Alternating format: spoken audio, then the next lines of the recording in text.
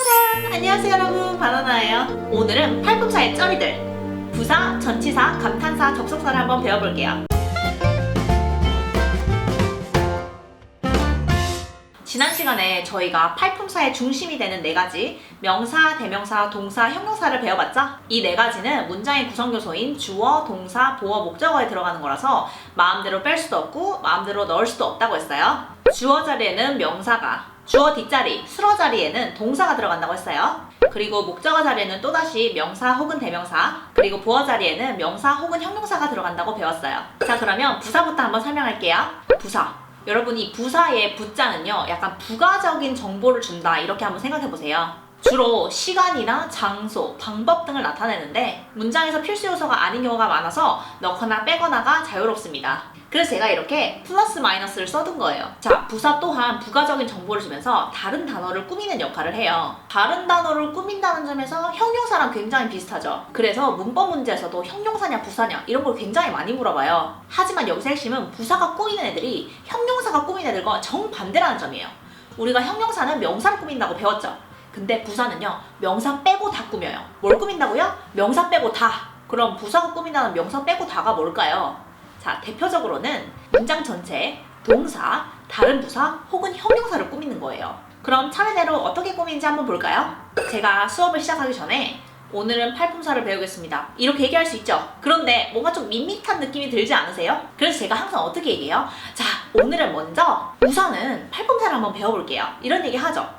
여기서 나온 오늘은 먼저 이렇게 나오는 것들이 바로 문장 전체를 꾸미는 부사입니다. 예를 들어서 firstly, lastly, today, honestly, 약간 추임새처럼 오는 것들 있죠? 이런 모든 것들이 바로 문장 전체를 꾸미는 부사입니다. 두 번째, 동사를 꾸미는 부사. 자, 제가 여러분들한테 여러분 저를 얼마나 사랑하세요? 이렇게 물어봤다고 쳐요. 그럼 여러분들이 I love you 라고 얘기할 거예요. 근데 제가 얼만큼요? 이렇게 물어볼 수 있겠죠? 그럼 여러분들이 I love you much 라고 대답을 하겠죠?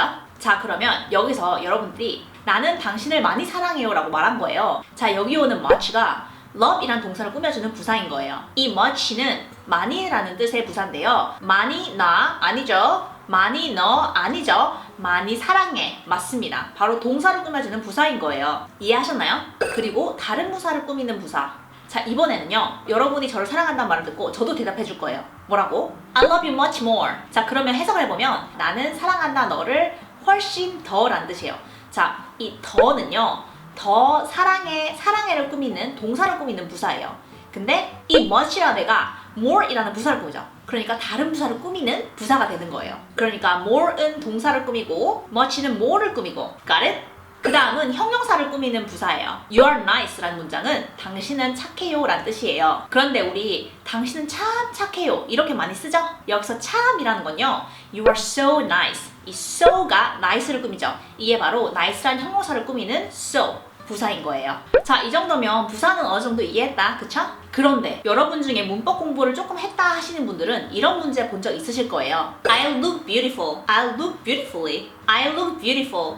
혹은 beautifully. 이 둘 중에 뭐 써야 되냐? 이런 질문 많이 보셨죠? 왜 이런 문제를 낼까요? 우리가 형용사를 써야 되는지 부사를 써야 되는지를 물어보는 건데 왜 맨날 이렇게 부사랑 형용사에 대해서 물어볼까? 여러분, 부사도 형용사도 다른 단어를 꾸며준다는 데서 공통점이 있어요, 그쵸? 하지만 꾸미는 대상이 다르다는 건 우리 방금 배웠죠? 근데요, 또 이렇게 많이 물어보는 이유 중에 하나는요, 둘이 굉장히 비슷하게 생겼기 때문이에요. 자, 우리 부사는요, 태어날 때부터 부사로 태어난 애들이 있거든요. 예를 들어서 so, much, very 이런 것들이 있어요. 얘네들은 딱 봐도 짧고 부사처럼 생겨서 헷갈릴 이유가 없어요. 근데 어떤 부사는요, 형용사에다가 ly를 붙여서 부사가 된 애들이 있거든요. 예를 들어서 beautiful, beautifully, beautiful 아름다운, beautifully 아름답게. 그러니까 뜻도 비슷하고 생긴 것도 비슷하죠? 그러니까 많이 헷갈리는 거예요. 근데 여러분, 이런 문제 푸는 거 완전 간단해요. 자, 다시 한번 이 문제를 보세요. I look beautiful 혹은 beautifully. 자, 먼저 주어 동사를 해석해보세요. 나는 보인다. 여러분, 만약에요, 나는 보인다라는 문장이 부사를 받으려면 얘네가 일형식으로 문장이 완벽해야 된다는 뜻이에요. 근데 나는 보여 이러면 말이 돼요? 어떻게 보이는지 설명을 해줘야 될 거 아니야, 그쵸? 그러니까 만약에 부사가 오려면 얘가 주어 동사로 완벽한 일형식이 돼야 되는 거거든요. 그럼 주어 동사로 말이 돼야지. 근데 나는 보인다, 어떻게가 와야 되잖아. 그러니까 얘는 일형식이 아닌 거예요. 그러니까 당연히 부사가 오면 안 되는 거겠죠? 그러니까 형용사를 넣어서 이 형식을 만들어줘야지. 왜냐면 부사는 넣어도 되고 빼도 되는 애거든요? 그러니까 얘가 없이도 말이 돼야 되는데 얘가 없으면 말이 안 되거든. 나는 보인다. 어떻게 보이는지 설명해줘야죠. I look beautiful. 나는 보인다 아름다운 상태로. 이게 바로 이 형식. 기본이죠? 자, 그럼 이 문장은 어때요? She danced smooth 혹은 smoothly. 뭐가 들어가야 될까? 자, 그럼 이번에도 주어 동사부터 한번 해석해 볼게요. 그녀는 춤춘다. 여기서도 부사가 오려면 이 부사를 지워도 말이 돼야 되는 거죠. 그럼 한번 볼까? 그녀는 춤춘다. 여러분 말 돼요, 안 돼요? 그녀는 춤추는구나. 말 되지? 그러니까 부사가 오는 게 맞는 거예요. 보세요. 그녀는 춤춘다. 부드러운. 말 돼요, 안 돼요? 안 되지. 얘는 일형식. 완전 자동사란 말이야. 그러니까 형용사를 받지를 못하는 거예요. 그러니까 여기서도 아주 쉽게 형용사가 아니라 부사를 쓰는 게 맞구나 깨달을 수 있는 거죠. 이렇게 짧은 문제는 이렇게만 생각해도 문제를 풀기가 쉬운데요. 문장이 길어지거나 하면 헷갈리는 경우도 많아요. 자, 그런 경우에는 이 형용사나 부사가 뭘 꾸며줘야 되는지 한번 생각해보세요. 명사를 꾸미면 형용사가 들어가는 게 맞고 명사가 아닌 다른 걸 꾸미고 있으면 부사가 들어가는 게 맞는 거죠. 그렇게 기억하면 문제를 푸는 게 쉬워질 거예요. 다시 한번, 형용사는 꼭 들어가야 되는 경우가 많고 부사는 넣으나 빼나 상관없는 거예요. 그러니까 복잡한 문제가 나왔을 때도 부사면 한번 지워보자. 지웠는데도 말이 되면 부사가 되는 게 맞는 거고 지웠는데 말이 안 되는 거면 형용사가 들어가는 게 맞다는 거죠. 자, 이번에는 전치사입니다. 자, 전치사는요 한국어에는 없는 개념이기 때문에 특별히 잘 보셔야 돼요. 얘가 진짜 재밌는 애거든요. 이 전치사라는 이름을 잘 한번 뜯어봐요. 앞전자에 위치할 치를 넣었네요. 그러니까 앞에 위치하는 품사다 이거야. 아니 이름 자체가 누구누구 앞에 오는 놈이다 이건데 그러면 얘랑 같이 오는 놈이 되게 중요한 건가 봐요. 그쵸? 그럼 전치사가 누구 앞에 오는지 한번 볼까요? 자, 여기 이게 전치사의 리스트입니다. 여러분들이 인지하지 않고 있어도 여러분들은 전치사에 대해서 꽤 알고 있을 거예요. 여러분 in 하면 뒤에 뭐 쓰고 싶으세요? In the room? 오케이. 그러면 room은 품사가 뭐예요? 그렇지, 명사죠. I'm from Korea. From Korea. Korea. 품사가 뭐예요? 그렇지, 명사네. 이미 다 알고 있죠? 그러니까요, 전치사는 누구누구 앞에 오는 놈인데 누구 앞에 온다? 명사 앞에 온다. 그래서 전치사랑 이 명사는 항상 짝꿍처럼 항상 같이 다니는 거예요. 거의 한 묶음처럼 이렇게 생각을 하거든요. 그래서 얘네들을 전명구라고 부르는 거예요. 근데 이 전명구의 구는 무슨 뜻이냐면 단어 2개 이상이 한 묶음처럼 쓰이는 걸 우리가 구라고 하거든요. 그러니까 전명구라고 하면 전치사랑 명사가 쓰이는데 얘네들이 거의 한 묶음처럼 해석이 된다 이거죠. 예를 들면 in my computer 이라고 했을 때 안에 내 컴퓨터 아니에요. 내 컴퓨터 안에 on the table 위에 테이블 아니에요. 테이블 위에. 자, 이 전명구에도 제가 플러스 마이너스를 써놨죠. 네, 얘도 넣고 빼고가 자유로워서 부사랑 되게 성격이 비슷해요. 그래서 이 전명구를 우리가 부사구라고도 부릅니다. 하지만 이 전명구는요 형용사적으로 명사를 꾸미기도 하거든요. 그러면 부사로서의 역할을 할 때하고 형용사로서의 역할을 할 때 두 가지 예시를 한번 볼까요? 자, 먼저 부사처럼 쓰일 때예요. We will die at one point. 우리는 죽을 것이다. 언젠가는 이란 뜻이에요. 여기서 at one point라는 이 전명구가요 언젠가는 죽는다 하고 죽는다를 꾸며주죠. 또 동시에 이 말은 다 지워도 아무 상관없죠. 우리는 죽는다. 이 형식으로 문장 완벽하잖아요. 그쵸?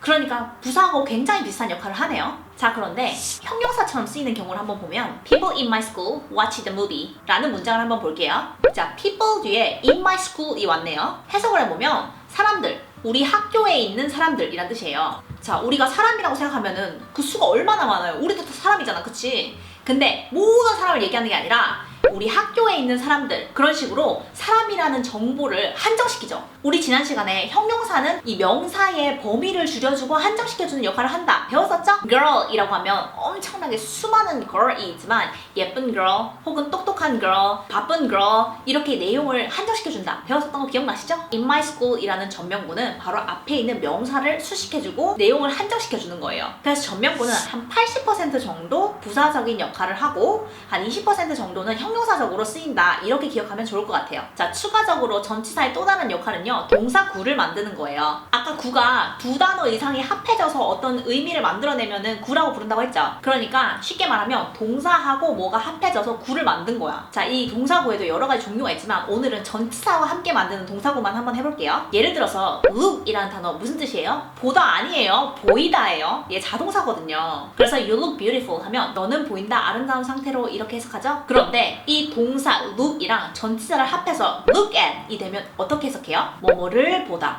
타동사처럼 바뀌죠. 그래서 look at me 하면 나를 봐. 봐라 나를. look for 하면 뭐뭐를 찾다. I'm looking for a job. 나는 찾고 있는 중이다 직업을. 여기서도 원래 자동사였는데 타동사로 바뀌기도 하고 의미도 조금 많이 바뀌었죠?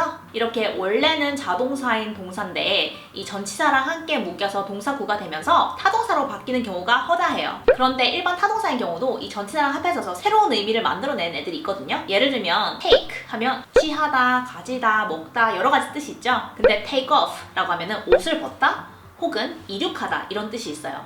take in 이라고 하면 섭취하다, take after 이라고 하면 누구누구를 닮다 라는 뜻이 됩니다. 접속사는 간단히 말해서 관련성이 있는 단어와 단어, 구와 구, 절과 절을 연결해주는 그런 역할을 한다고 보면 되겠어요. 예를 들어서 나는 밥을 먹었다, 나는 TV를 봤다, 나는 잠을 잤다. 이 세 가지 문장을 보면 서로 동시에 일어난 연관성이 있는 의미죠. 그런 경우에 이렇게 딱딱딱 끊어서 말하면 뭐같이 보여요? 약간 로봇가 말하는 것 같잖아, 그치? 괜찮아요? 많이 놀랬죠? 미안해요. 이렇게 내용적으로 관련성이 있거나 시간의 흐름적으로 연결이 되는 문장들은요, 접속사를 넣어서 나는 밥을 먹으면서 TV를 봤다, 그리고 잠이 왔다 이렇게 얘기해줄 수 있잖아요, 그쵸? 그렇게 한국어에서도 연결해주듯이 영어에서도 접속사를 써서 문장을 연결해줄 수 있어요. 훨씬 자연스러운 연결이 됐네요. 자, 두 개의 예시를 한번 보세요. I like your skirt, I like your shoes. 자, 이 두 문장은요, 똑같은 단어가 무려 3개나 있습니다. 이러한 경우에도 문장을 효율적으로 쓰기 위해서 접속사를 연결해주는 경우가 많아요. 예를 들면 I like your shoes and skirt 라고 쓰면 되는 거죠. 이게 바로 접속사의 역할입니다. 자, 제가 여기 접속사의 종류 같은 거는 몇 개 써드릴게요. 자, 접속사 정말 중요하니까 절대 까먹지 마세요. 마지막으로 감탄사. 감탄사는 말 그대로 감탄하는 말을 말해요. Oh my god, ouch, oh my gosh, wow, perfect, awesome, oh, oops 이런 것들 있죠. 놀라거나 느낌을 말할 때 그리고 대답하는 거, 누가 부를 때 hey 뭐 이런 것들도 전부 다 감탄사에 들어갈 수 있어요. 한국어에서 어머, 아이, 헐 이런 것들이랑 똑같아요. 여러분, 이로써 품사가 다 끝났습니다. 이 품사가 끝났다는 말은요, 앞으로 여러분들은 오형식으로 문장을 만들고 싶을 때 정확한 품사를 넣어서 정확하게 문장을 만들 수 있다는 뜻이에요. 문장의 종류와 구성 요소를 다 배운 거예요. 여러분들은 지금 기초공사가 거의 끝난 상태입니다. 자, 오늘 숙제도요, 저번과 마찬가지로 여러분들이 오늘 배운 것들을 5개씩 써주세요. 부사 5개, 전치사 5개, 감탄사 5개, 접속사 5개를 쓰고 이제는 구성 요소를 다 배웠기 때문에 1, 2, 3, 4, 5형식을 이 배운 품사를 정확하게 써서 문장을 나타내면 너무너무 좋을 것 같아요. 오늘 배운 4개의 품사를 설명하고 그 종류에는 어떤 게 있었는지 5개씩 쓰고 그리고 그 품사를 사용해서 5가지 형식, 5형식 문장을 만들어서 쓰는 게 오늘의 숙제입니다. 코멘트에 꼭 남겨주시고요. 여러분, 이제 거의 다 왔어요. 다음 시간에는 단어나 구나 절 이런 게 도대체 무슨 말인지에 대해서 조금 추가적인 설명해드리는 강의를 한번 만들어 볼게요. 제가 처음에 말했던 문장의 체계, 문장의 구성 수업은 거의 다 끝나가고 있어요. 오늘도 너무너무 수고하셨고요. 숙제 잘 해오시고 그럼 다음 시간에 또 만나요. 안녕! 숙제 잘 해오세요.